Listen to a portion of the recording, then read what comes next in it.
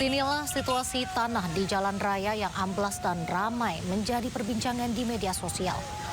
Upaya pembuatan parit darurat di Jalan Pacuan Kuda Kabupaten Bener Meriah Aceh menggunakan ekskavator untuk mempercepat aliran air di sisi kanan jalan justru berujung fatal.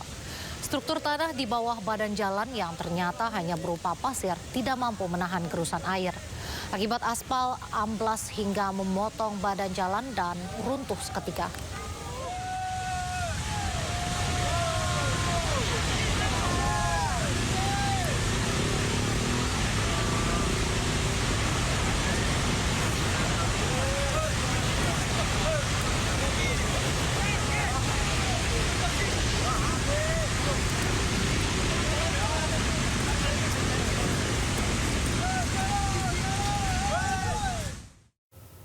Pemirsa, meski kondisi cuaca di Pulau Sumatera mulai membaik, namun hujan sewaktu-waktu masih bisa terjadi seperti di Mandailing Natal, Sumatera Utara.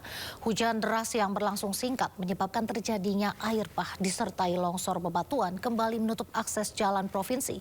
Akibatnya puluhan pengendara terjebak.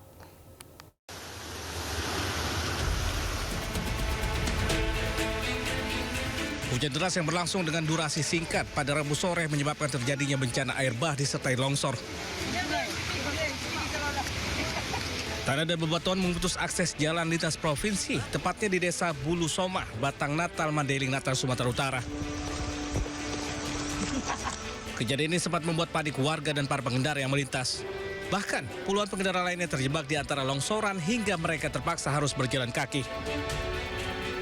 Jadi luapan anak sungai yang membawa material berupa tanah dan bebatuan yang menutupi jalan lintas Madinah, tepatnya antara desa Sopotinjak dan desa Bulu Somah, sehingga lalu lintas lumpuh total, sehingga kendaraan tidak bisa melewati. Sebuah mobil anak truk terhanyut.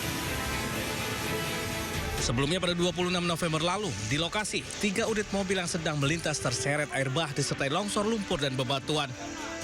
2 mobil bahkan hingga ringsek terseret ke dalam jurang, sementara 1 mobil lainnya terseret di tengah longsor. Dari Mandailing Natal, Sumatera Utara, Ahmad Hussein Lubis, iNews melaporkan. Dari data penanganan darurat banjir dan longsor di Sumatera, hingga pukul 4 sore ini BNPB mencatat 812 jiwa meninggal dunia. Sementara itu, jumlah korban hilang mencapai 509 jiwa dan sedikitnya 2.700 jiwa terluka. 536 fasilitas umum rusak, 25 fasilitas kesehatan rusak, 326 fasilitas pendidikan rusak, 115 gedung atau kantor rusak, dan 295 jembatan rusak.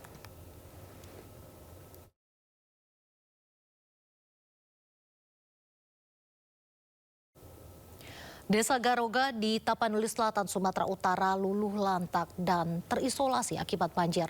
Sementara itu puluhan warganya dinyatakan hilang.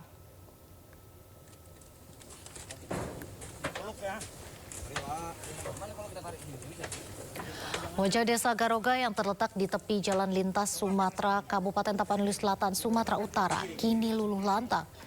Rumah-rumah hancur tersapu banjir bandang yang membawa batang-batang kayu dan menghantam permukiman.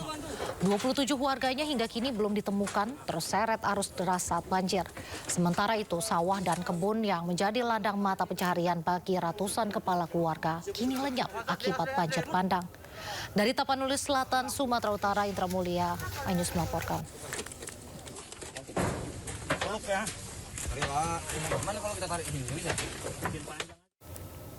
Pemirsa, korban jiwa akibat banjir bandang, longsor, dan angin kencang di Kabupaten Agam, Sumatera Barat bertambah menjadi 169 orang.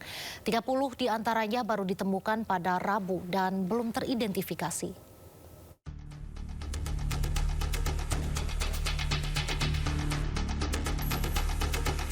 Korban jiwa akibat banjir bandang, longsor, dan angin kencang di Kabupaten Agam, Sumatera Barat bertambah menjadi 169 orang. 30 diantaranya ditemukan sepanjang Rabu dan belum teridentifikasi.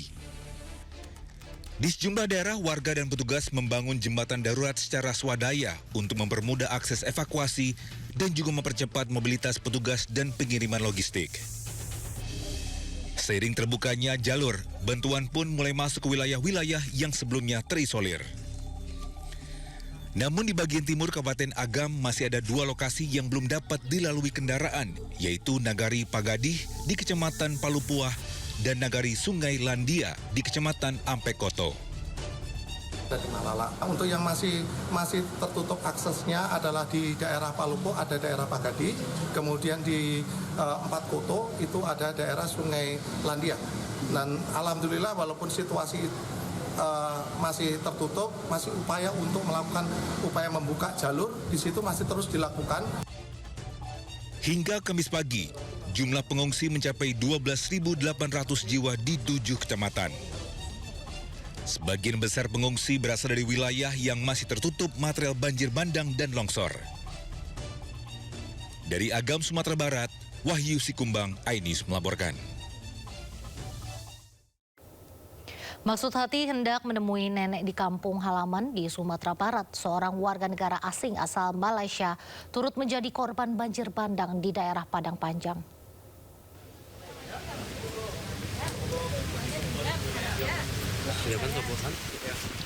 Erna, seorang warga negara Malaysia asal Selangor ini sudah 2 hari berada di posko DVI Rumah Sakit Bayangkara Polda Sumatera Barat dan ingin mengetahui tentang keberadaan anaknya yang bernama Asrul Nizam. Anaknya hilang bersama pamannya di jembatan kembar Padang Panjang akibat diterjang banjir bandang. Asrul Nizam sengaja datang ke Sumatera Barat untuk menemui neneknya yang berada di daerah Padang Panjang bersama pamannya. Namun naas, mobil travel yang ditumpangi bersama pamannya tertimpa longsor dan terseret banjir bandang di jembatan kembar Padang Panjang. Hingga saat ini jenazah korban masih belum berhasil ditemukan tim SAR. Hanya paspor milik Nizam yang baru ditemukan di sekitar mobil travel yang ditumpanginya yang dievakuasi dari timbunan lumpur.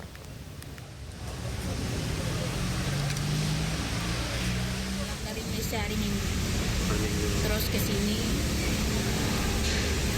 Kemudian terus ke kampung.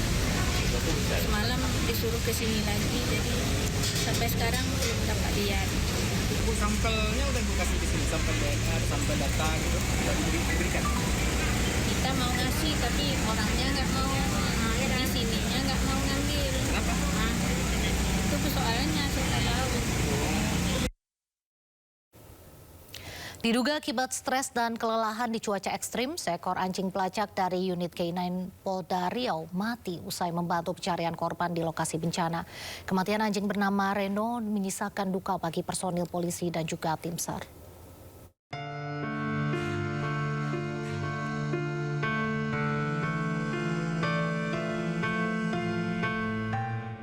Seekor anjing pelacak dari unit K9 Polda Riau bernama Reno mati saat mencari korban banjir di Kabupaten Agam, Sumatera Barat. Anjing pelacak berjenis Belgian Malinois itu tewas usai membantu petugas mencari korban selama sepekan lebih. Reno diterjunkan di titik yang sulit dijangkau untuk mencari jenazah korban banjir dan longsor. Diduga anjing berusia 8 tahun 4 bulan itu tewas akibat kelelahan dan cuaca ekstrim. Kematian Reno menyisakan duka mendalam bagi personel Polda Riau yang selama ini bersama Reno melakukan misi pencarian korban. Reno dan puluhan anjing pelacak unit K9 menjadi hewan andalan tim SAR dan kepolisian saat situasi bencana seperti banjir, longsor, dan gempa. Di tengah kondisi area yang luluh lantak, pencarian korban yang tertimbun sulit dilakukan. Di Tapanuli Selatan, Sumatera Utara, 4 anjing pelacak diandalkan untuk menemukan para korban hilang di Desa Garoga, Desa Aik Ngagol, dan Desa Huta Godang. Jadi arealnya cukup luas di sini, kemudian banyak kayu-kayu juga, kayu-kayu yang sangat besar.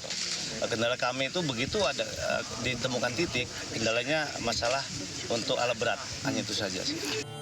Punya tugas berat di medan bencana hingga kasus pidana, tidak semua anjing bisa dilatih menjadi anjing pelacak. Biasanya dipilih dari ras Belgian Malinois, German Shepherd, dan Dutch Shepherd karena memiliki kecerdasan kekuatan fisik dan penciuman tajam. Memiliki lebih dari 200 juta reseptor, anjing jenis itu mampu menemukan barang bukti tersembunyi, membaui narkoba, senjata, dan bahan peledak, serta menemukan bau manusia dari jarak berkilometer. Tim Liputan iNews melaporkan.